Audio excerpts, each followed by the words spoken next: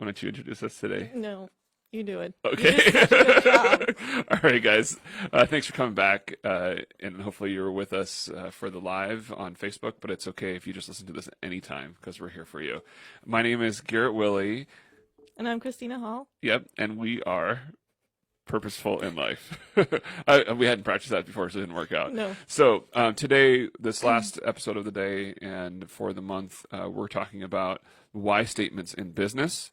And a lot of people, I think, can understand, yeah, you can have your own personal purpose in life, but do businesses really have a why statement, and is it important to do that as well for your company?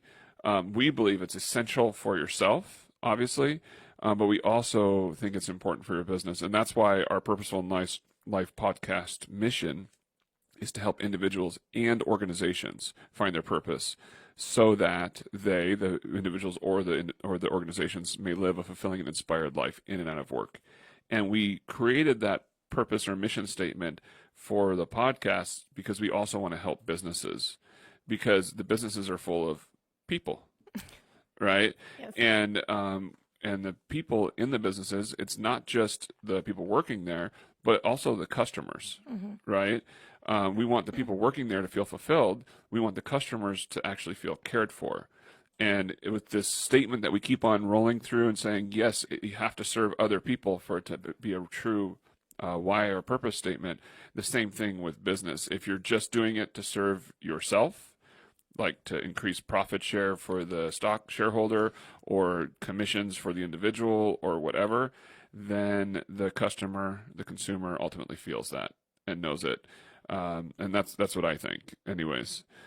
So a lot of people wonder, what their why is and how that relates to the vision or mission in their company. And I think the easiest way to look at it is that your why is like a foundation in a house. The foundation of a house has a big concrete footing underneath it, and that supports everything else in the house, the walls and the structure and everything in your home that you live in, right? And I have a why statement, and I'll share mine. And I'd like Christina to share hers, and we already mentioned the podcast one. Mine is to teach and mentor individuals so that a positive impact is made in their lives and those they influence. Okay.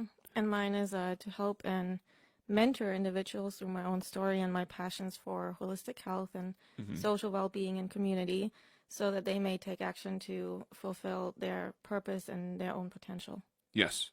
So reason I brought that up, and I wanted to say our why statements, is that they can be a little clunky.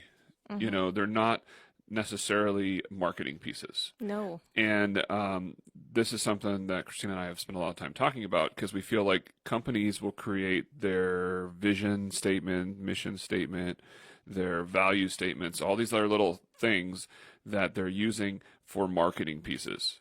And we don't really believe that most companies actually believe those things to be true, or they live by them. So I'm a marketer. Yes. And I have been for 10 years, so sorry, guys. But yes, it's just to look good almost, to look good for customers and to look good to your employees.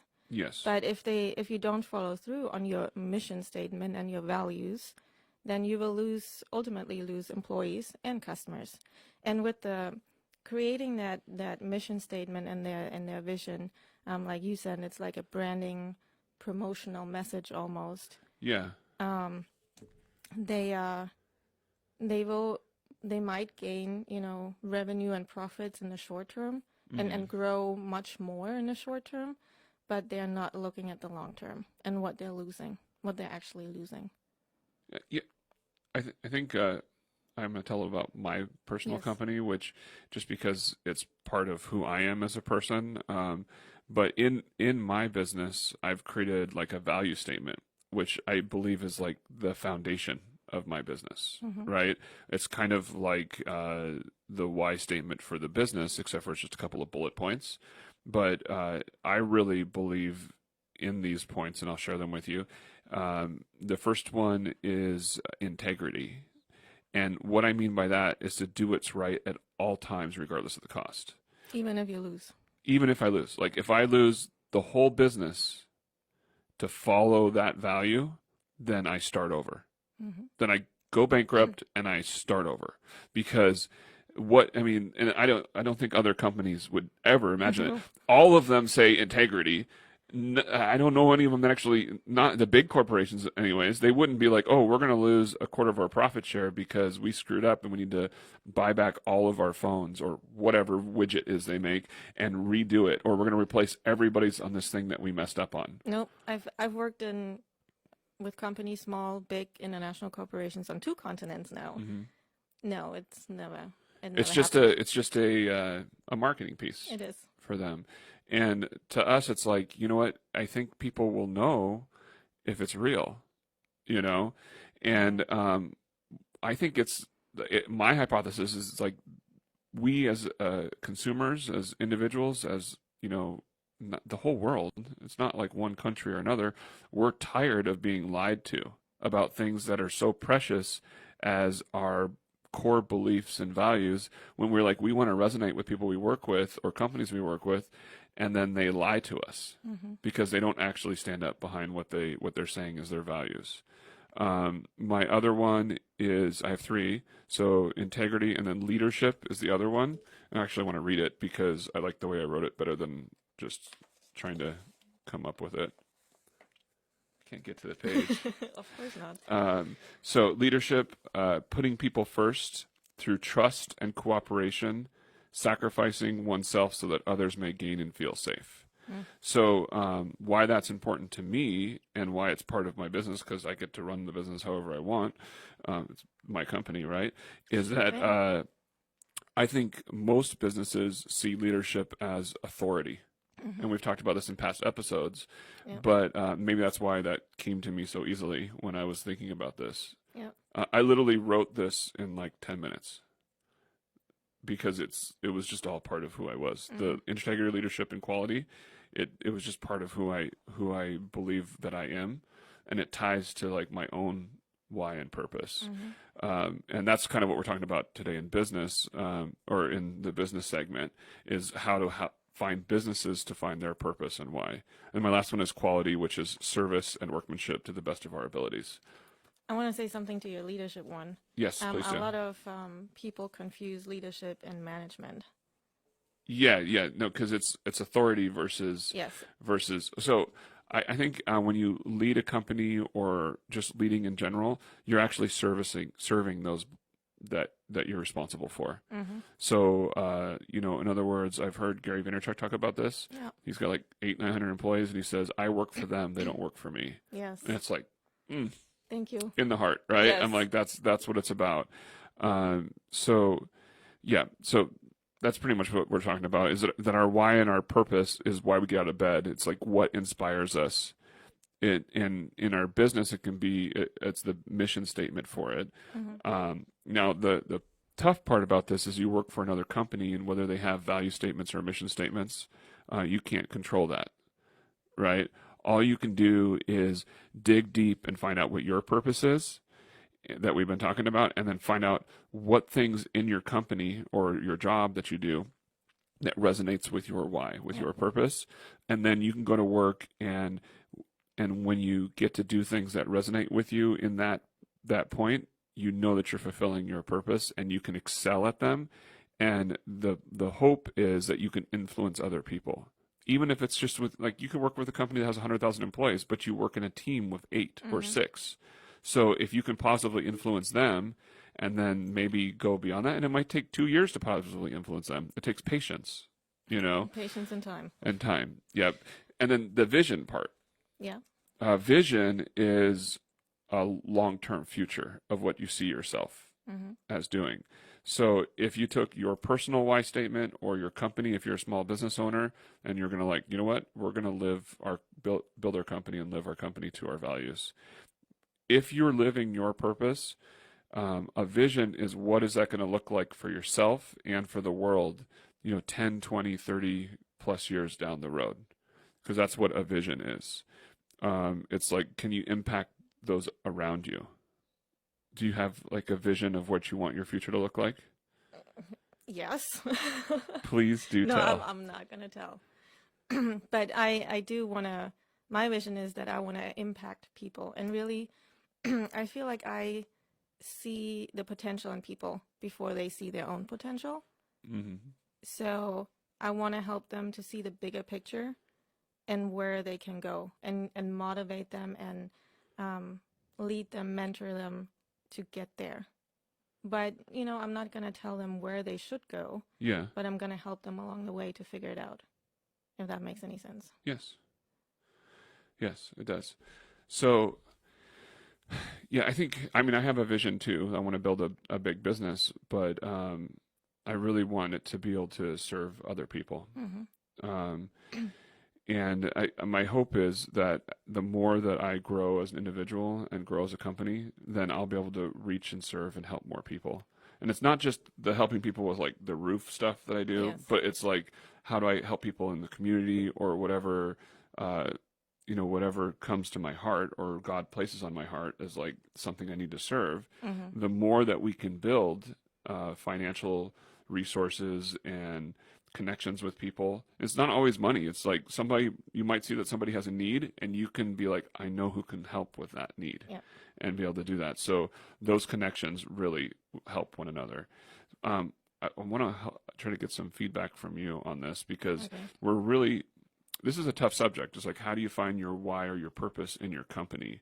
So have you thought about this at all, Christina, and like how you can, input, some of your why even into the work that you do in marketing? Is there something that you can do there, or do you feel like you're just stuck from being able to share that with other people? So I think that comes back to Simon Sinek actually talks about that in a book too, like what you talked about before, that if you know a company's why, and as an employee, and if you know your why as an employee, you can figure out if you're a good fit for that company. Yes. But even if you figure out that you're not a good fit, you can still make an impact, and help your team along the way, and Yeah. make a good impact, or help them figure things out. So to answer your question, I think in marketing, it's definitely hard, because marketing is such a profit-driven Mm-hmm. business. For You're thinking of just the immediate short term, just not yes, what it would be 5 years or 10 years of building a relationship. exactly. And But I can still go along and work with my clients and help them, and educate them and mentor them to make the best marketing decisions with where they're spending the money. whether it be now or for long-term Exactly. branding, and then Yes. they could decide what they want to budget towards trying to get products sold now, Mm-hmm. and trying to have a long-term branding of who they believe they are. Yep. Exactly. I like that. And the same thing with my, coworkers. Mm-hmm. I can help them if I know something. I can share my knowledge and experience, and help them to prevent, making the same mistakes, or getting the same good response. And ultimately, it's up to the other individual. Yeah. Because I'm having a company build a website, and they actually switched the people that were working on the website for me. Mm-hmm. Because the first guy, I was like, oh, I need to share with you like a couple of books that will help you become the best at your job. Because of course I'm like, not just for what I'm doing, but I was like, I've read some books and I think it'll help you be a better website. And I'm like giving him all these tips on what to do, and it's like, it's his profession, right? Yeah. And he's like, he'd never heard some of these things before. And I was like, well, I'm going to email you a couple of books that will really help you. Mm-hmm. And then like kind of nothing happened, and they gave me somebody else to work on the website. But the reason I share that is because it's ultimately up to them. A lot of Yes. people are just like we've talked about over and over and over again, is that they're just floating through life. And they're like, oh, I just come to this work to do the job, make it easy. Yeah. I'll plug in like whatever numbers I got to plug in, and add whatever ad needs to be added, or look at the demographic or the algorithms geographic Yes. or algorithms that come out for what the results are, so that you can tweak and do 42 other ads, and then you'll be able to figure out which one works the best and all of it. And then all it is just numbers and math, and there's not connection or looking at long-term goals. But they might not be ready right now.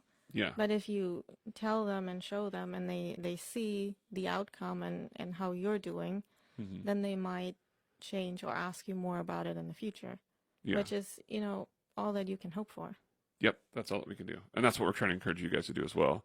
And there's another story I want to tell you guys about. When I was in college, I worked for Home Depot. And the first year that I was there, the original people that started the company, Bernie and Arthur were their names, they still ran the company. And it was really neat. I came in out of active duty from the Army, and I got hired at like $15 an hour, like 18, 20, I don't know, a long time Nice. ago. Probably 20 years ago. I'm getting older. 20 years ago. 20, it was 20 years ago. And so $15 an hour 20 years ago, there's people that start there now making less than that. Right? And I don't know if it was because I was coming out of active duty in the Army and that's why they paid me more, because maybe that wasn't the starting rate. I don't know. But the guy was like, the manager, he was like, I only have like a cart pushing role. And I was like, I don't care. I just need a job, so I'm happy to do whatever. And then I was moved pretty quickly into the different departments in the store. But I remember my first year, they told me, hey, if you want to build like a display to try to sell the product, just do it. Like there was no question about the cost. You didn't have to ask permission. They're like, just go build this end cap display. And if it sells more of the products, then we'll try it at other stores and it can go company wide because you are an owner of this company. Wow. Like 1 year, less than a year into the business, they're like, you're just as important in the business as the guy running the district. Right. That's And awesome. that makes employees feel like, okay, I have a reason to be here and I can actually give value to the company. And then you work harder and you're taking care of the customers. Right. Yep. Well, by the fourth year working there, it was after I graduated, I was looking for a job. But I still worked there for almost a year after I graduated. Probably pretty common. People don't Yeah. actually get jobs in what they go to college for. They just blow a lot of money on college. And that's a whole nother subject. and and so I'm there working at the end of the night, and I did like shrink plan, which is like loss or like stuff that gets thrown away because of damage or what have you, for two departments. And I did the ordering of more products and stuff like that for the two departments, and then a little bit of work, but pretty much half to two-thirds of my job was manager role. And by the way, the first year I got like a buck or two raise. I got less raises in the 3 consecutive years when they turned the company over to a CEO. And also stock options taken away. And we got stock options. Like that first year, I was probably making $22, $23 an hour because of stock options just given to me. So it made me feel valued. Yeah. The employees were taken care of, and the employees took care of the customers. And I was flat stacking some lumber in the lumber department, making it look pretty at the end of the night. And some guy walks up to me and asks me where something was. And I was like, oh, you go down about whatever, 8 aisles. I can't remember what he asked. I was like, turn right. It's right there on your right. It's the same thing that everybody would expect when they go to one of those stores now. But back then, the guy was like, well, that's not very good service. And I stood up and I was like, my name is Garrett. And Sean's the manager on duty. He was kind of an asshole, so I still remember him. Sean's the manager on duty, and he's going to be back in the office because he never leaves or does anything never does anything. So he'll be back in his office. Go to the Light Cloud. I worked at the Bellevue Home Depot. Go to the back of the store. From there, his office is right there. You can tell him I sent you. And I went back to work. Really bad attitude. Yeah. It was kind of like, go fuck yourself, right? To the customer. Well, obviously, I'm not saying I had the greatest attitude, but I didn't care if I got fired at that point. I actually would have thought of it as a blessing because it would have forced me to get another job, Take action, and it was like from the first year, I loved it. And then somebody else took over, and it all became about the profit for that CEO. And on that second or third year, I remember seeing an article from the Wall Street Journal that said, to Home Depot, front page article, Wall Street Journal, give the company back to its employees. Because they had taken it away from the employees. And now people, I'm sure, are still miserable. And everyone working there, even managers, are probably like, it's a job. When before it felt like it was part of something that we were doing, that we were all working together to build something great, which is why the company became so successful to begin with. So even though they probably didn't have an identified why or purpose, it was obvious that everybody was working together to build something great and serve the communities that they were in. Right. So I'm sure they could have written something that everybody would have resonated with because it was there. Yeah. Just think about what it could have been like if they had something written down and everybody knew exactly. And if they had Yeah. hired someone to lead it, that wouldn't been his Yes. pay wouldn't have been based off of the profit margin going up when they'd Mm-hmm. already built hundreds and hundreds of stores a year and they were saturated throughout the country. They didn't like stock options grow because of growth of a business. Mm-hmm. And when the business would go from hundreds of stores a year to dozens, they're not going to get that stock option growth. So his only way to create profit was to take it away from things that existed in the company, which was benefits for employees. Wow. So it made him tens of millions while taking it out of the pockets of the employees, which ruined the atmosphere of the business. And I'm pretty sure most corporations have done this at some point. Because the Probably. owners have to retire after 30 years or something. They're like, Mm. they have to move on. And I'm sure they felt bad about what happened, but it was too late. Right. Yeah. And then obviously hindsight's always 2020. But the reason I tell you this story is like, this happens over and over in business. And what we're trying to discuss is how do businesses get back to that why or purpose? Mm-hmm. I don't really know the answer to that. Other than you as an individual finding it for yourself and trying to live it for yourself. Yes. And it doesn't matter, like we said before, if you like the company you work for, or you resonate with their why or their purpose. But as long as you have a why, you can always make it work. Not that you have to stay there, but we don't tell you to quit either. Yeah.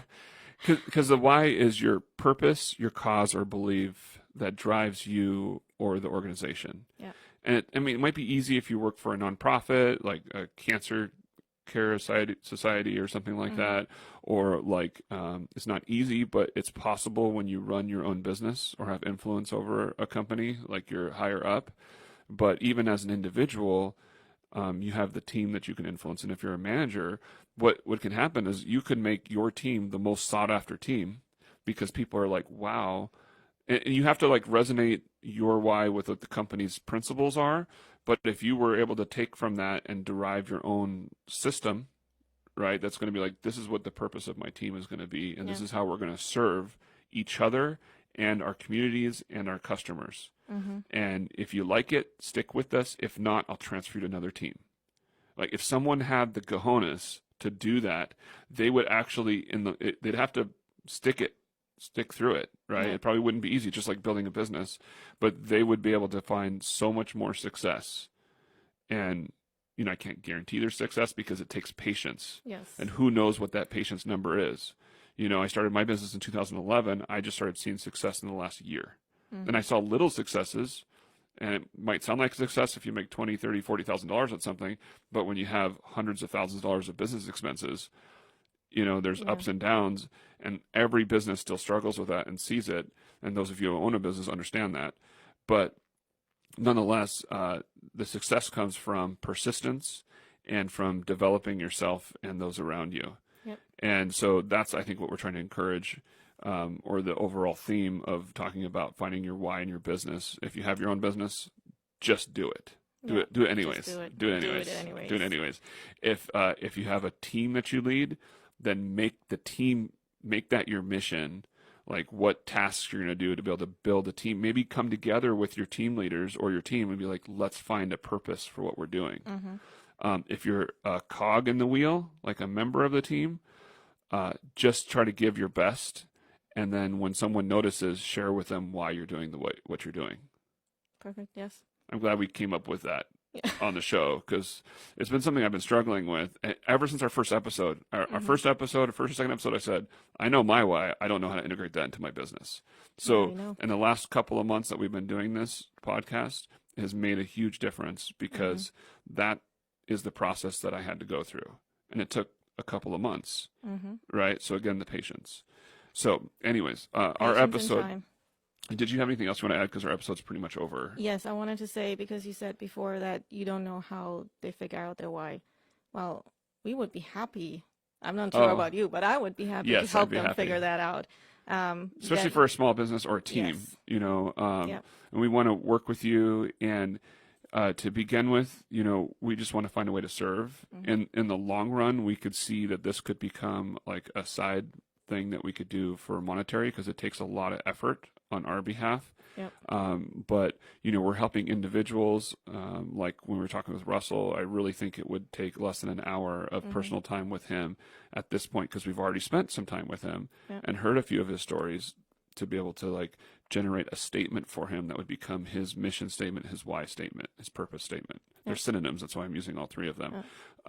But that means like in 3 to 4 hours with an individual or with a team, that it could be really developed to be able to figure out the why or purpose statement of that individual or that team, which then you have something to work towards and aspire towards, and to use that celery test that we talked about a couple episodes ago. So you can go back and listen to that on what steps am I doing in my life right now that actually fulfill that purpose. Yep. So thank you for joining us. Thank you, guys. Yeah, thanks for joining us on Purposeful in Life, and we hope to see you again on the next episode, which will be in August. In August, yeah. Jeez. Okay, so we're here for you. If you need us, look us up on Facebook. My name is Garrett Willey. You can find me on Facebook, and then Christina Hall is there as well. And then what's your website?